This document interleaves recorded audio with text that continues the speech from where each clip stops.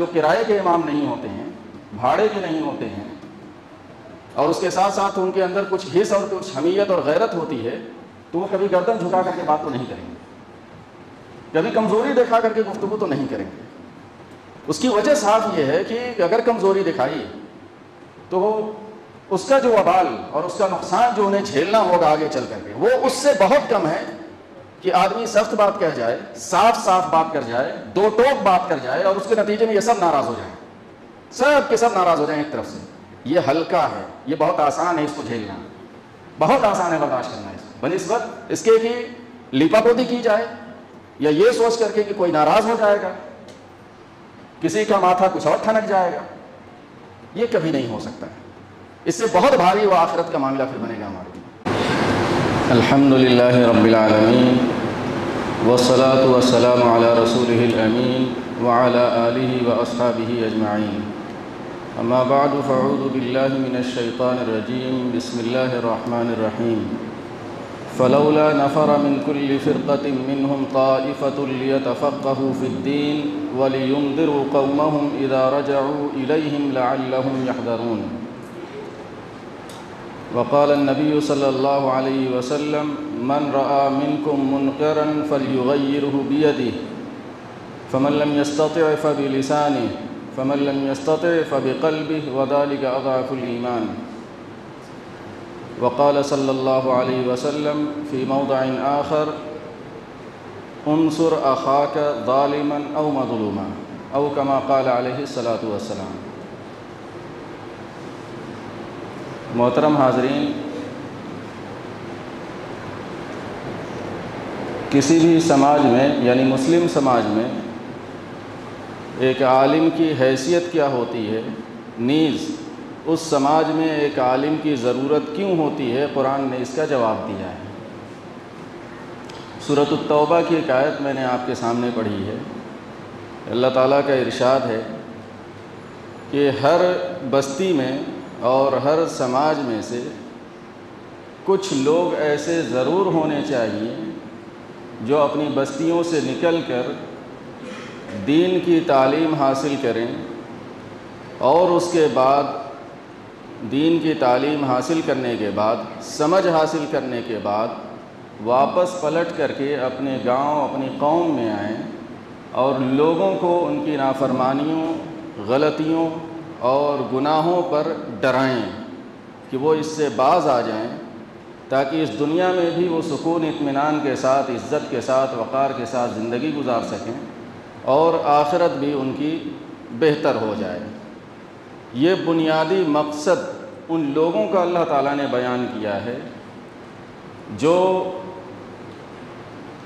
حادثاتی طور پر دین کی تعلیم حاصل کر رہے ہوں، یا پھر شعور کے ساتھ، سمجھ کے ساتھ دین کی تعلیم حاصل کر رہے ہوں۔ یہیں پر یہ بات بھی میں کہہ دیتا ہوں کہ جن گھروں سے اسٹوڈنٹس کو، طلباء کو مدرسے میں بھیجا گیا دین کی تعلیم کے لیے، اگر ان طلباء کو یہ سمجھ میں آ رہا ہے کہ ہم آگے چل کر کے اس کی ذمہ داریاں ادا نہیں کر پائیں گے، تو انہیں اس تعلیم کو چھوڑ دینا چاہیے، لائن بدل لینی چاہیے، ورنہ اس کا وبال اور اس کا عذاب بہت سخت ہوگا، بہت زیادہ سخت ہوگا۔ آخرت میں جہاں اچھے علماء کا مقام و مرتبہ بہت اونچا بتایا گیا ہے، وہیں گڑبڑ قسم کے علماء کا اتنا ہی خطرناک بتایا گیا ہے۔ دونوں ساتھ ساتھ پیریلل چیزیں چلتی ہیں۔ چنانچہ اگر دینی تعلیم حاصل کرتے ہوئے کوئی شخص اس بات کو محسوس کرنے لگے کہ وہ اس کے تقاضے ادا نہ کر سکے گا، ذمہ داریاں ادا نہ کر سکے گا، تو گھر کے لوگوں کی بھی ذمہ داری ہے کہ اس کو مجبور نہ کریں، اور اس کو بھی چاہیے کہ وہ لائن چینج کر دے، لائن بدل دے، کیونکہ یہ جو ذمہ داری ہے یہ بہت بڑی ذمہ داری ہے۔ پھر اس کے ساتھ ساتھ ایک اور چیز اس میں جو آ جاتی ہے وہ یہ ہے کہ اپنی قوم کو ڈرانا، گناہوں پر، جرائم پر، غلطیوں پر ٹوکنا، منع کرنا، یہ بڑے دل گردے کا کام ہوتا ہے، یہ آسان نہیں ہوتا ہے۔ عام طور سے دوسرے اور جگہوں پر، دوسرے اور علاقوں میں، جس کو اب لوگ مثال دے کر کے کہنے لگتے ہیں کہ فلاں گاؤں میں یا فلاں جگہ وہاں تو مولوی صاحب گردن جھکا کر کے نماز پڑھا دیتے ہیں، خطبہ دے لیتے ہیں اور اس کے بعد چلتے بنتے ہیں اپنی دنیا ان۔ تو دوسرا حصہ ہمارے وہ ساتھی بھول جاتے ہیں کہ بھائی وہ کرائے کے امام ہوتے ہیں، 5,000 8,000 میں آپ ان کو لے کر کے آتے ہیں، بیچارے کمزور گھر گھرانے کے ہوتے ہیں، ان کو اپنے پیٹ کی دنیا سے مطلب ہوتا ہے۔ لیکن جو کمزور گھر گھرانے کے نہیں ہوتے ہیں اور جو کرائے کے امام نہیں ہوتے ہیں، بھاڑے کے نہیں ہوتے ہیں، اور اس کے ساتھ ساتھ ان کے اندر کچھ حس اور کچھ حمیت اور غیرت ہوتی ہے، تو وہ کبھی گردن جھکا کر کے بات تو نہیں کریں گے، کبھی کمزوری دکھا کر کے گفتگو تو نہیں کریں گے۔ اس کی وجہ صاف یہ ہے کہ اگر کمزوری دکھائی تو وہ اس کا جو وبال اور اس کا نقصان جو انہیں جھیلنا ہوگا آگے چل کر کے، وہ اس سے بہت کم ہے کہ آدمی سخت بات کہہ جائے، صاف صاف بات کر جائے، دو ٹوک بات کر جائے اور اس کے نتیجے میں یہ سب ناراض ہو جائیں، سب کے سب ناراض ہو جائیں ایک طرف سے۔ یہ ہلکا ہے، یہ بہت آسان ہے، اس کو جھیلنا بہت آسان ہے، برداشت کرنا اس کو، بنسبت اس کے کہ لیپا پوتی کی جائے یا یہ سوچ کر کے کہ کوئی ناراض ہو جائے گا، کسی کا ماتھا کچھ اور ٹھنک جائے گا۔ یہ کبھی نہیں ہو سکتا ہے، اس سے بہت بھاری وہ آخرت کا معاملہ پھر بنے گا ہمارے لیے۔ تو یہ بات کہنے کا جو مقصد ہے وہ یہ ہے کہ جو بھی لوگ اس راستے میں ہیں، جو لوگ بھی دین کی تعلیم حاصل کر رہے ہیں، وہ اپنے مقام کو سمجھیں، اور جو لوگ نہیں ہیں اس میدان میں وہ اس ضرورت کو سمجھیں کہ ان کے سماج میں اچھے عالم کی ضرورت کس قدر ہے، کتنی زیادہ ہے۔ یہ ان کے بھلے کی بات ہوگی، ان کے لیے اچھائی کی بات ہوگی۔ اور کمپیریزن کر لیجئے، موازنہ کر لیجئے اور جگہوں کے دوسرے گاؤں کے جہاں پر عالم دین یا پڑھے لکھے لوگ نہیں رہے ہیں، تو وہاں کن مسائل سے وہ سماج دوچار رہا ہے اور ابھی تک دوچار ہے، ابھی تک دوچار ہے۔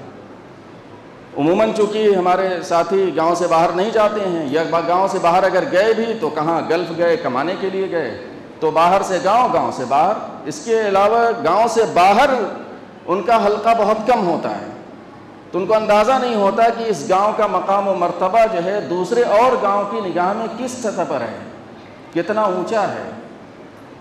اور ایک دو افراد کی وجہ سے نہیں، صدیوں سے یہ سلسلہ ہے، جب سے یہ گاؤں آباد ہے تب سے یہ سلسلہ اللہ تعالیٰ کا کیا کہ کون سی ادا، کس کی دعا قبول ہو گئی اور کون سی چیز پسند آ گئی کہ یہاں وہ سلسلہ جاری ہے، وہ سلسلہ قائم ہے، کہ یہاں پر اگر کوئی عالم دین ڈھنگ کا اٹھا ہے تو گاؤں تک نہیں رہا ہے۔ یہ اللہ کا بہت بڑا فضل ہے، بہت بڑا کرم ہے کہ اس گاؤں کو یہ سعادت ملی کہ ملکی سطح کی قیادت یہاں سے ملی۔ اور یہ بات عید کے خطبے میں کہہ بھی چکا ہوں کہ نئی نسل میں یہ قیادت اگلے 5-10 سالوں میں اور نظر آ جائے گی آپ کو۔ یہ بہت بڑا کرم ہے، بہت بڑا احسان ہے اللہ تعالیٰ کا۔ اسی تناظر میں، اسی حوالے سے اس منبر پر رہتے ہوئے، چاہے میں کھڑا ہوتا ہوں یا مجھ سے بڑے کھڑے ہوتے ہیں یا مجھ سے چھوٹے بھی یہاں کھڑے ہونے لگے ہیں، جب کوئی بات کہی جاتی ہے یا کوئی بات سمجھائی جاتی ہے، بتانے کی کوشش کی جاتی ہے، تو اس کے پیچھے کسی کو نقصان پہنچانا مقصود نہیں ہوتا ہے۔ اور وہ شخص کیسے نقصان پہنچائے گا جس کی زندگی کھلی کتاب ہو کہ اس نے اپنے چھوٹوں کو، ایک دو کو نہیں، دسیوں کو لکھنا بولنا سکھایا ہو، پڑھنا سکھایا ہو، اور یہاں سے لے کے یونیورسٹیز تک اور دوسری جگہوں تک جو ہے ہاتھ پکڑا کر کے پہنچانے کی اس نے کوشش کی ہو۔ تو نئے عمر کے اگر اپنے ساتھیوں کو کوئی بات کہی جاتی ہے اور کچھ کھری کھوٹی سنائی جاتی ہے تو اس میں میرا کیا فائدہ ہوتا ہے؟ کوئی رتی برابر کوئی فائدہ ہو رہا ہو تو بتا دے، کسی کے ذریعے سے پہنچاؤ۔ اور آگے اگر میں کہہ دوں کہ خود میری پڑھائی اور تعلیم کے حوالے سے یہاں پر موجود جتنے بھی لوگ ہیں، کسی ایک فرد نے 1 روپیے سے کبھی فائدہ پہنچایا ہو جس کی وجہ سے میں ذمہ داری محسوس کروں کہ میں بھی فائدہ پہنچاؤں، لیکن یہ میری ذمہ داری ہے، اور ہر اس پڑھے لکھے کی ذمہ داری ہوگی، ہر اس پڑھے لکھے کی جس کو اللہ تعالیٰ نے کچھ نعمت سے نوازا ہو۔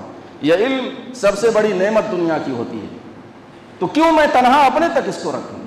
کوئی بھی ہوگا یہ اس کو امپارٹ کرے گا، دوسروں تک اس کو زیادہ سے زیادہ بتانے کی کوشش کرے گا، راستے دکھائے گا اس کو۔ تو وہ نئی عمر کے لوگوں کو بات کہی جائے یا بزرگوں کو کچھ کہا جائے یا ادھیڑ عمر کے لوگوں کو اگر کوئی بات کی جاتی ہے، کہی جاتی ہے اس حوالے سے، اپنی نسلوں کے حوالے سے، تو مقصد یہ ہوتا ہے کہ مستقبل کے جو حالات ہیں, جو چیلنجز ہیں, اس میں یہ جانوروں کی سطح پہ نہ چلے جائیں. ویسے بھی اس ملک کا جو سربراہتا طبقہ وہ ہمیں جانور بنانے پہ تلا ہوا ہے, ہمیں 5ویں درجے کا شہری بنانے پہ تلا ہوا ہے. تو ایسی حالت میں اگر کوئی بات کہی جاتی ہے یا کوئی بات سمجھانے کی کوشش کی جاتی ہے تو اس کے پیچھے مقصد صرف یہ ہوتا ہے کہ ان کا مقام و مرتبہ بلند کیا جائے, ان کو احساس دلایا جائے. یہیں پر میں آگے کی بات بتاؤں کہ آج بھی اس پورا کو چھوڑ دیجئے, ابھی 4 سال پہلے کی 3 سال پہلے کی بازار ہی میں کسی ایسے شخص نے امامت کر دیا, کسی ایسے شخص نے نماز پڑھا دیا جو زمیندار نہیں تھا, جو زمیندار نہیں تھا. صرف اتنی سی بات پر مسجد کے باہر ہاہاکار مچا کہ فلانواں کیسے نماز پڑھا دیا, کیسے منبر پر چڑھ گیا. لیکن یہاں پر بیٹھے ہوئے جتنے میرے بزرگ اور جوان ہیں اور بوڑھے, کیا سوچا جا سکتا ہے کہ کوئی یہاں پر اگر کھڑا ہو جائے غیر زمیندار کسی بڑے گھر گھرانے کے علاوہ, کوئی زبان کھول سکتا ہے؟ 40 سال اس مسجد کی امامت اور تولیت متولی بن کر کے وہ شخص خدمت انجام دیا اور اس کی عزت اور اس کا احترام کیا گیا ہے, ہر درجے میں کیا گیا, جو زمیندار نہیں تھا, جس کو ہم اپنی زبان میں کہہ دیتے ہیں کہ اس کو لا کے بسایا گیا. میں وہ الفاظ نہیں استعمال کروں گا جس کی وجہ سے ان کی ڈگنیٹی کو ہرٹ پہنچے, ان کی ڈگنیٹی کو جو ہے وہ ٹھیس پہنچے. لوگ استعمال کرتے ہیں کبھی کبھی, لیکن یہاں پر نہیں. اس کی وجہ کیا ہے؟ اسی میں سے ایک بہت یعنی بزرگ آدمی نے اور پھر کچھ لوگوں سے تصدیق کی, میں نے واقعہ بتایا آج سے تقریباً 40 سال 45 سال پہلے کا, کہ یہ معاملہ ختم کیسے ہوا. یہ اس جری اور بہادر عالم کے اقدام کا نتیجہ تھا کہ یہاں پر مصلی پر نہیں, اس منبر پر بھی اگر غیر زمیندار کو کھڑا کر دیا جائے تو کوئی آواز نہیں اٹھا سکے گا, کوئی انگلی نہیں اٹھا سکے گا. وجہ اللہ تعالیٰ معاف فرمائے مولانا ابواللہ صاحب رحمۃ اللہ علیہ کو. 45 سال پہلے یہاں پر یہ بسائے گئے لوگ جو شادی بیاہ میں کام وغیرہ کرتے ہیں, ان کے اوپر کمپلسری تھا کہ یہ کھٹیا لے کر کے آئیں گے اور سارے کام کاج کریں گے. زبردستی کمپلسری تھا, یہ ان کا کام ہی یہی ہے, اس کے علاوہ کچھ نہیں ہے. نہیں کریں گے تو خیریت نہیں ہے. چنانچہ ایک موقع پر ان لوگوں نے, وہ جو بھی 5-10 گھرانے تھے, انہوں نے کہا کہ بھائی یہ زبردستی تو نہیں چلے گی, یہ زبردستی نہیں چلے گی. زمیندار اکٹھا ہو گئے, زمینوں والے لوگ اکٹھا ہو گئے کہ اب ان لوگوں کو سبق سکھانا ہے اور کوئی ان کی شادی بیاہ میں نہیں جائے گا. اس وقت کے جو پردھان صاحب تھے, پنچایت بیٹھا دیا انہوں نے. ایک پڑھے لکھے تھے ماسٹر صاحب جنہوں نے بچپن میں ہم لوگوں کو بھی پڑھایا, مولانا مرحوم آئے ہوئے تھے. ماسٹر صاحب نے کہا کہ مولانا آپ بھی پنچایت میں پہنچیے گا, بلایا گیا ہے اور ہمارے سلسلے میں فیصلہ ہونے والا ہے. گئے, مولانا بھی گئے. بات اٹھی کہ کیسے ہمت ہوئی کہ انہوں نے ہماری شادی بیاہ میں کام کرنے سے انکار کر دیا. اگر یہ کام نہیں کریں گے تو ہم پورا کا پورا بائیکاٹ ان کا کریں گے. مولانا نے فوراً سوال کیا, کیوں؟ میں تو جاؤں گا ان کی شادی میں, میں پیچھے نہیں رہوں گا. تو پردھان جی نے کہا کہ ارے مولوی صاحب تو نہ سمجھیے, گاؤں کا ایک پردھان کیا بن گیا وہ بندہ کہ ملکی سطح کا جو کروڑوں لوگوں کی دلوں کی دھڑکن ہے اس کو کہہ رہا ہے کہ ارے مولوی صاحب تو کیا سمجھیے. اندازہ لگائیے کہ اس گاؤں کی 4 دیواری میں رہنے والوں کے لیے دماغ میں کیا بھرا رہتا ہے. چنانچہ اس کے بعد ڈانٹا, وہیں پر کھری کھوٹی سنائی اور اس کے بعد کہا کہ یہ کب سے تم لوگوں نے انسانوں کو غلام بنانا شروع کر دیا, یہ تمہارے غلام ہیں کہ زبردستی تمہاری شادی بیاہ میں کام کریں گے, بلا معاوضہ کام کریں گے, یا جیسے چاہو گے تم ان سے کام لو گے. اور وہ 45 سال کی مدت گزری کہ ہمارا وہ طبقہ الحمدللہ عزت اور احترام کے ساتھ ہمارے درمیان میں رہتا ہے. نہ صرف عزت احترام کے ساتھ بلکہ میں نے کہا کہ اس مسلح پر اس طبقے کا بندہ 40 سال سے زیادہ امامت بھی اس نے کی اور اس مسجد کی نگرانی اور حفاظت کا کام بھی اس نے کیا.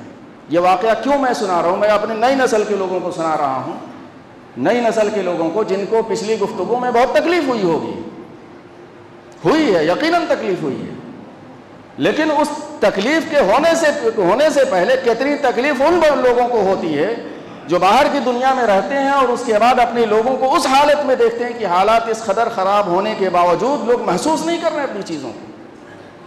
صورتحال یہاں کے جھوٹے کیس میں اسی گاؤں کے لوگوں کو گینگسٹر تک لگا دیا گیا اور اب ان کو تھانے کی دلالی پر مجبور کیا جاتا ہے. تو پھر ایسی حرکتیں کیوں ہوتی ہیں کہ جس کی وجہ سے آپ اسی میں کہیں نہ کہیں رگیٹ دیے جائیں اور پھر کوئی نیتی نتیڑا آپ کو بچا نہیں پائے گا. گٹس ہوگی 20-25 سال لڑ کر کے اپنے آپ کو بری کرا لیں گے تو کرا لیں گے, ورنہ کوئی نیتا بچا نہیں پائے گا, کوئی نہیں نکال پائے گا. آخری بات, وقت چونکہ کم ہوتا ہے, بہت زیادہ بات کرنے کا جو ہے موقع نہیں ہوتا ہے. ادھیڑ عمر کے جو لوگ ہوتے ہیں ان کے اوپر کبھی سخت کچھ الفاظ اور کچھ جملے کیوں نکلتے ہیں, کیوں یہ باتیں آتی ہیں, اور نئی عمر کے بھی لڑکوں پر کیوں جو ہے کبھی سخت جملے اور الفاظ نکل کر کے آ جاتے ہیں سامنے. اسی میں موجود ہے, میرے سامنے موجود لوگ ہیں ایسے.